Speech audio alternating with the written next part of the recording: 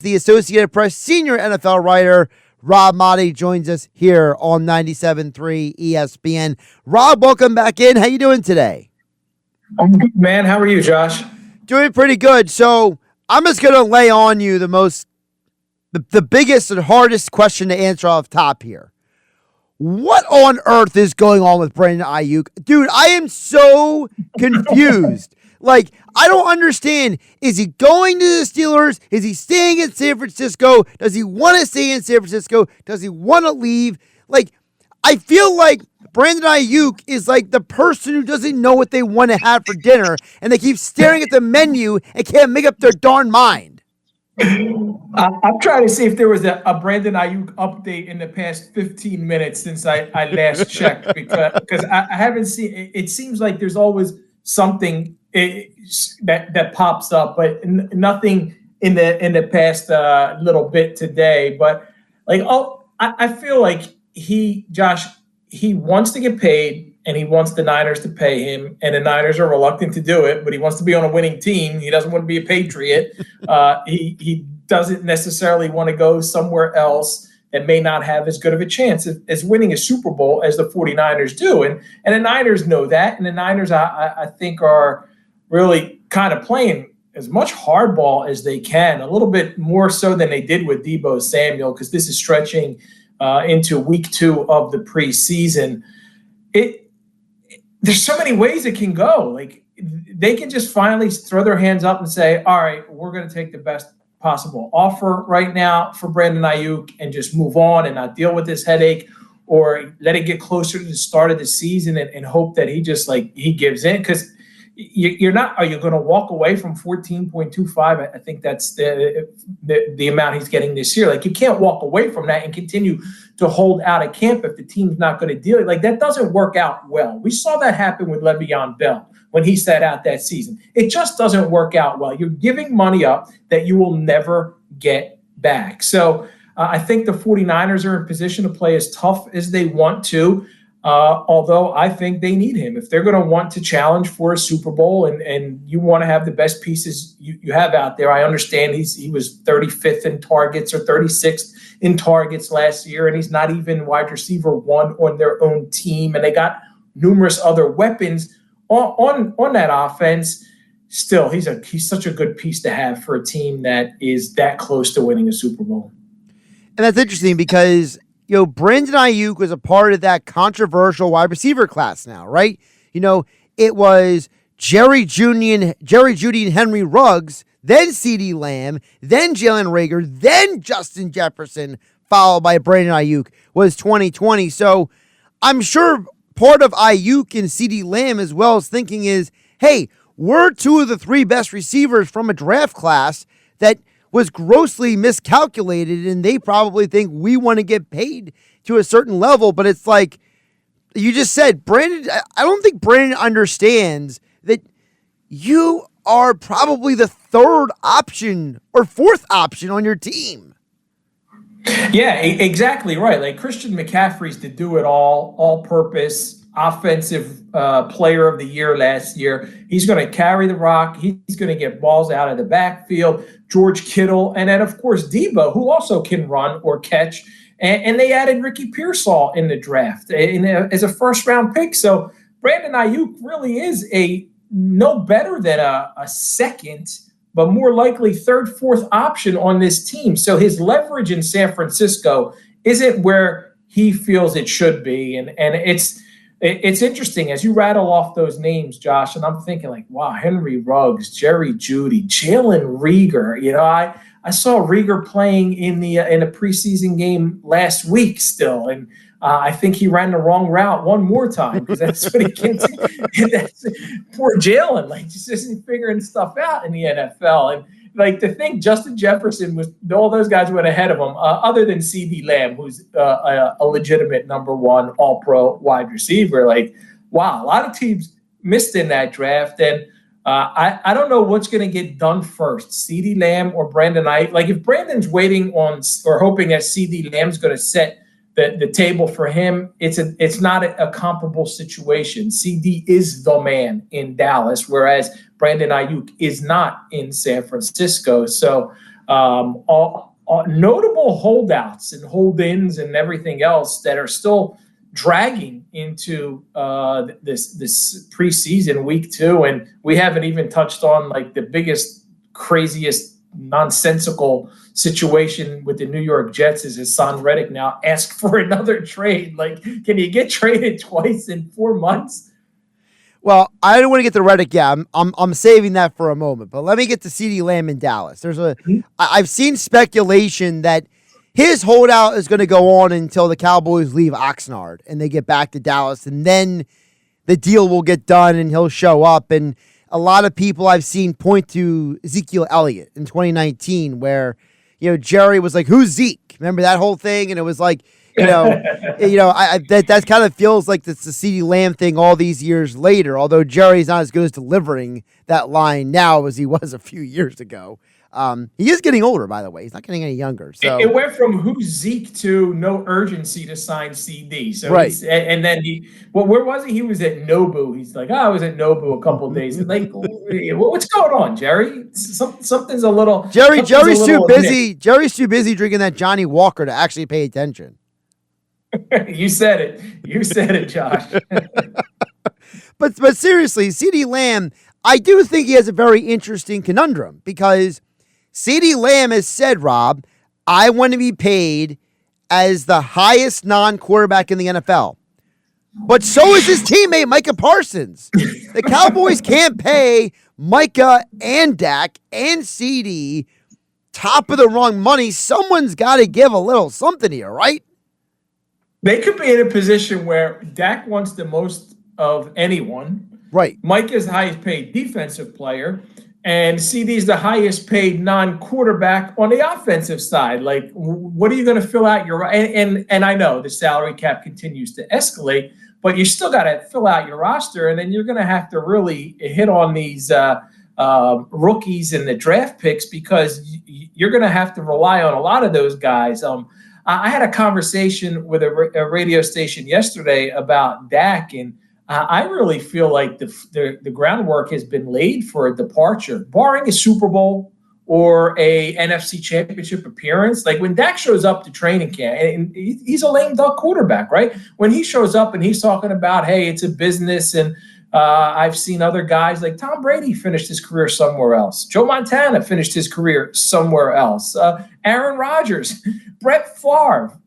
You're talking about some of the greatest quarterbacks and the greatest of all time have eventually moved on. And considering Micah's situation, CD's situation, the fact that maybe, if you don't win with Dak, you can make an argument, Jerry Jones and the Cowboys, that, hey, why am I going to give a quarterback $60 million and he hasn't gotten me to an NFC title game? So this is a crucial year for the Cowboys. It's not like Dak won't get paid. Somebody's going to give him that 60. It's just a matter of, is it Dallas or is it someone else in the NFL? He's going to get paid.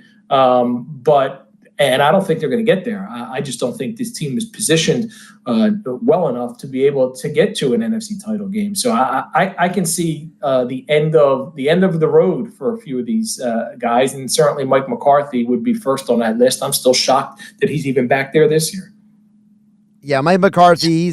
It's one of the debates on the national platforms of who's on the hotter seat. Is it McCarthy, Sirianni, or Dable?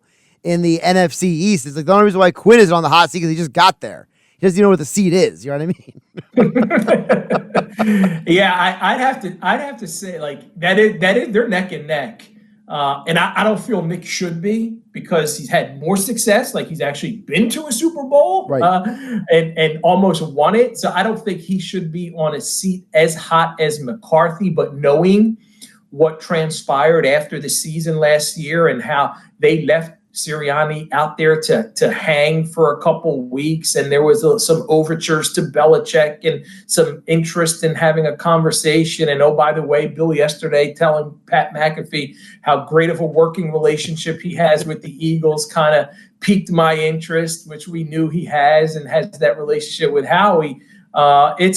Nick's on the hot seat whether I like it or not, and McCarthy's on the hot seat, deservedly so. So. And I think the Eagles are going to come out of the NFC East for sure. Talking with Rob Maaddi from the Associated Press, joining us here on the Sports Bash. Josh Hennig filling in for Mike Gill on 97.3 ESPN. Speaking of the Eagles, you did speak to Jason Kelce in a long-form conversation, and I thought, based on what I saw in your article, Rob, one of the interesting things that he brought up, Kelce basically said the same thing that Lane Johnson said, the same thing that Brandon Graham said, which is last year the problem was the coordinators just didn't work out. And they've all said it a little differently, obviously. They all say it their own way. But so if the coordinators were the problem last year, then why do people still keep hating on the head coach?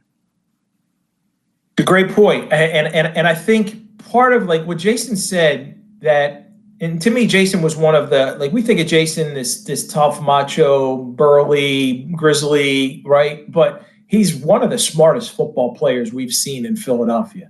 And he was the glue on that offensive line. And he helped all of these quarterbacks that he's played with over the years, just with how smart he is and his ability to recognize defenses. So when he offers an explanation, it means a whole lot. And he lived it. He lived through it. But when he says, like, hey, there's one of two ways to go, and it's either you get simple on offense and defense and go to your bread and butter and go to what works for you and go back to basics, or you try and get complex and out scheme and come up with these designs to outsmart these other teams. Well, they didn't on offense, and you saw how predictable they were, and things got just completely blown up towards the end of the season there. And then on defense, they went completely opposite, where they did overhaul the system. They did change their defensive coordinator. So in my mind, I'm thinking, should they have gone complex, and did they have the men in position, Sirianni and Brian Johnson, in place to be able to outsmart the other teams? They went simple, right? And that's what Frank Reich and Doug Peterson did with Nick Foles in 2017, and then they won the Super Bowl. So we know simple can work, but simple didn't work last year. And was simple the alternative because Sirianni and Johnson weren't smart enough, for lack of a better term right now, to be able to out-scheme and outsmart other teams? Or was simple the alternative because they genuinely felt like, hey, this is all we need right now. We got the talent. We got the pieces. We just need to simplify things, do the 5 or 6 things that we do so well, and beat other teams. Because you want your coach and your coaching staff, if need be, to outsmart the other coach and the other defensive coordinator and the other offense. Right. Like, you want them to be able to do that. So I don't know if that was an indictment, and I should have followed up with Jason, and I probably will, just not in the context of that conversation that we had. If him saying go simple or go outsmart, and we sit like, were you saying that our guys, the guys we had there, weren't they're not there yet. They're not that level of elite coaching that they can outsmart anyone. That said, to answer your question, as I went all around in circles, Josh, why is the pressure still on Sirianni when everyone's blaming the coordinators? Because that's Philly, and that's what everyone does. They always hold the coach most accountable. They didn't even want Sirianni after his first news conference, and we can go back. They didn't want Doug either. They didn't want Doug. They didn't want Charlie Manuel. Exactly. Thank you. Right. So it seems like everyone they don't want from the start has the most success. So maybe Nick is hoisting the Vince Lombardi trophy with tears streaming down his face in New Orleans this February. Oh, that would be a great AP photo right there. Just him with the trophy in his hand, like, cradling it like a baby, and him just like tearing, crying, tears coming down his face. That's an iconic photo right there, Rob.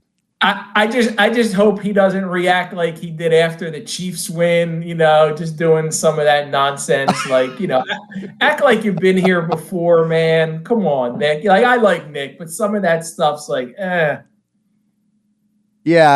By the way, to your point about Jason talking about the simple versus creative, Jason did, I want to play it for you. Jason did say this a couple months ago on his podcast. I think it was like right after Kellen Moore got hired, Rob. So let me just pull it up here. So this is what Jason said about what he thinks Kellen Moore is going to bring to the Eagles offense. And you just talked to Jason.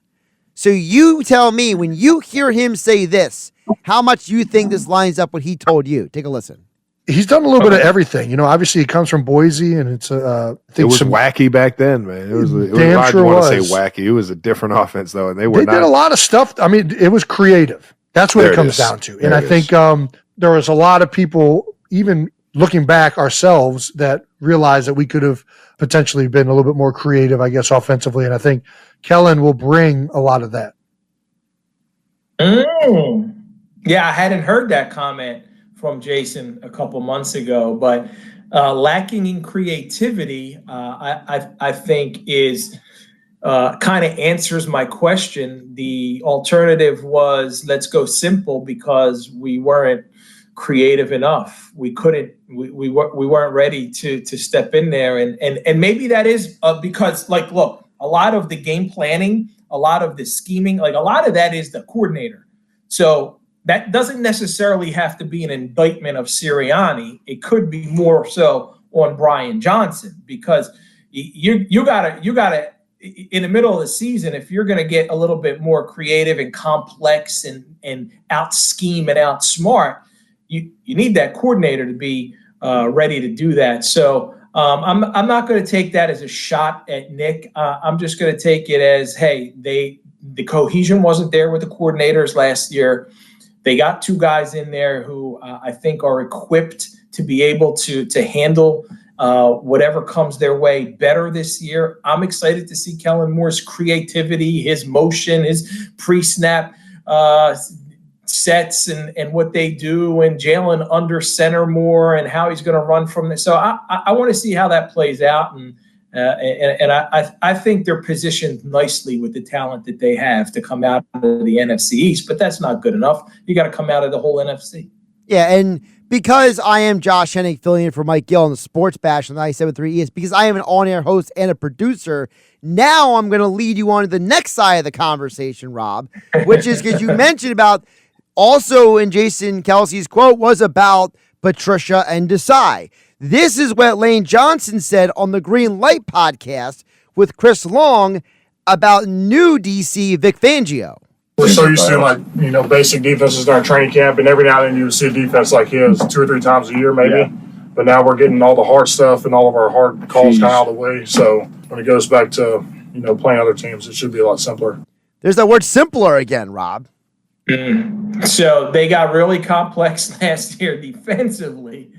And now you got Fangio is like a whole other level of defense than what they were used to last year. But he's saying from an offensive line standpoint, like facing that kind of defense in practice day in and day out, it's going to put them in a better position when they see them. He only said, what did he say, 3 times a year, 3 or 4 times a year? He said you typically only see a defense like that 3 times a year. He says, whereas now we're seeing it every day in training camp. And he said it will make what we do in the regular season, who we go against, simpler, which is interesting, Rob, because 3 of the first 4 teams they see this year are all defensive-minded head coaches from the NFC South. So it's interesting that Lane's already saying that he expects, I don't want to say it's going to be easy, but he used the word simpler. Yeah. When he's saying simpler, and then Jason was talking about simple last year and complex. Like, are they on the same page? Well, Jason's not playing anymore. So right, Jason's not playing anymore.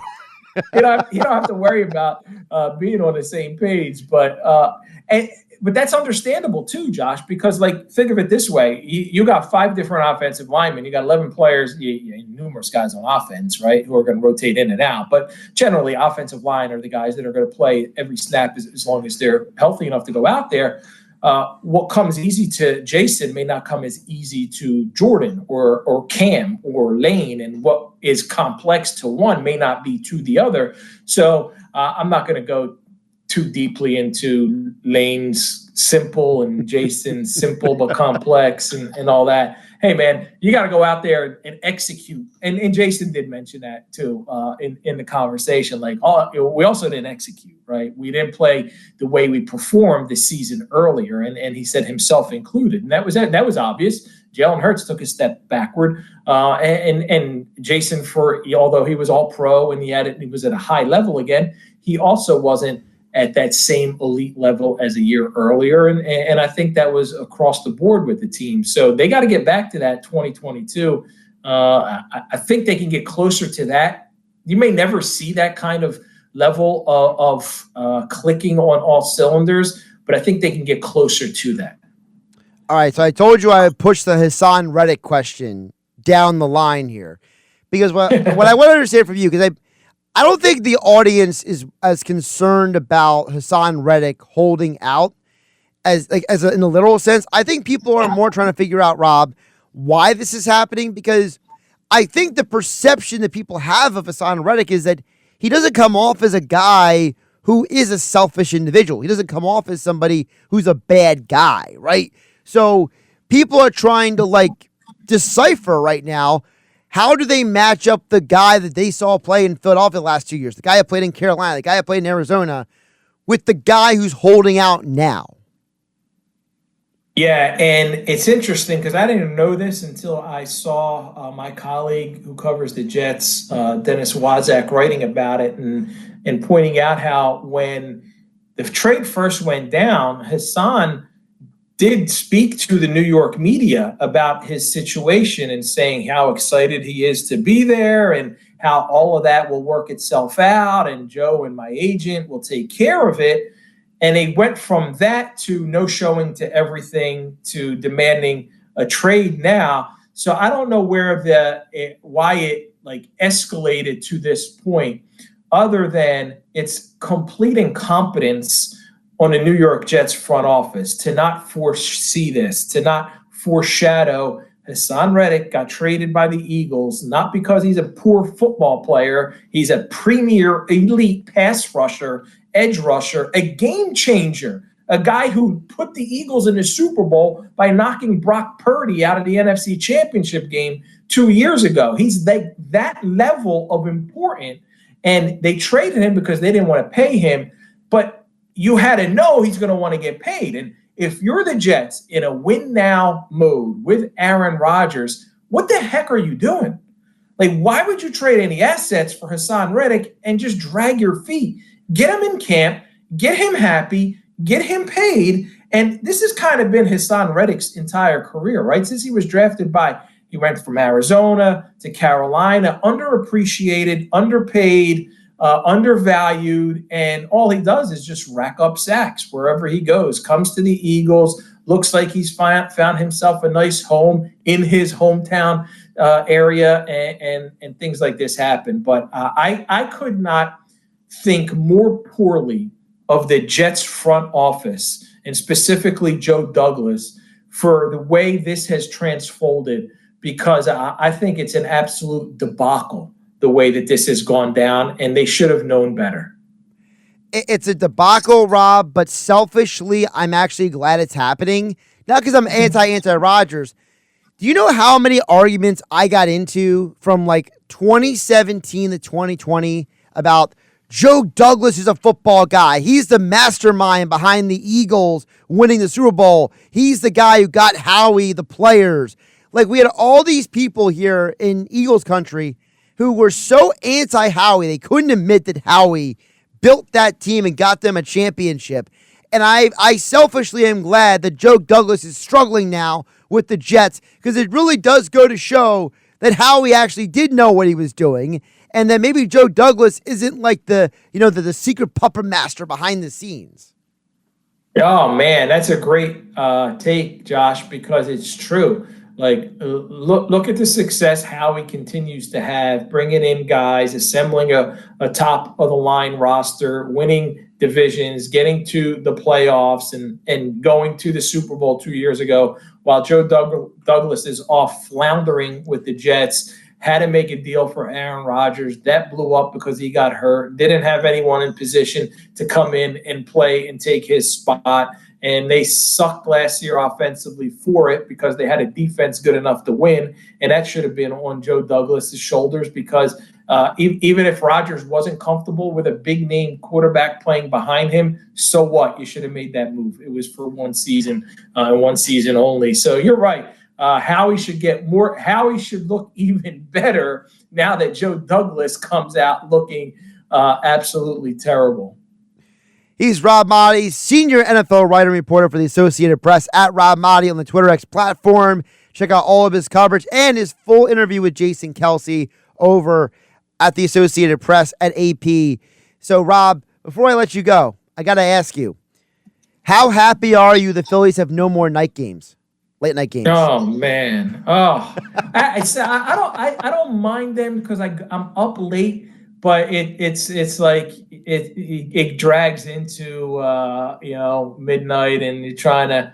They couldn't win any of them, and it was just a horrible road trip. I hate seeing Arizona. I just don't want to play that team in the playoffs. I was hoping they don't make it back to the playoffs. Now they're going to come out of the West. They'll definitely be a wild card team. And I know that the Phillies haven't lost much ground in the past 2 months, even though they're under 500 to the Braves. They've lost a lot of ground to the Mets, who went from like 16.5 to where they're at now, 7.5, 8, whatever it is. But their hold on the number one seed is no longer a stranglehold, and that stinks because you want everybody to have to come through CBP. So it's a big time frustration, Josh. We got to turn it around and make it a red October. Figured I'd throw in one more Phillies question before I let you go, Rob. I know how much. Sure. So, Rob, appreciate you jumping on, my friend. We'll talk soon. You got it, brother. Appreciate you.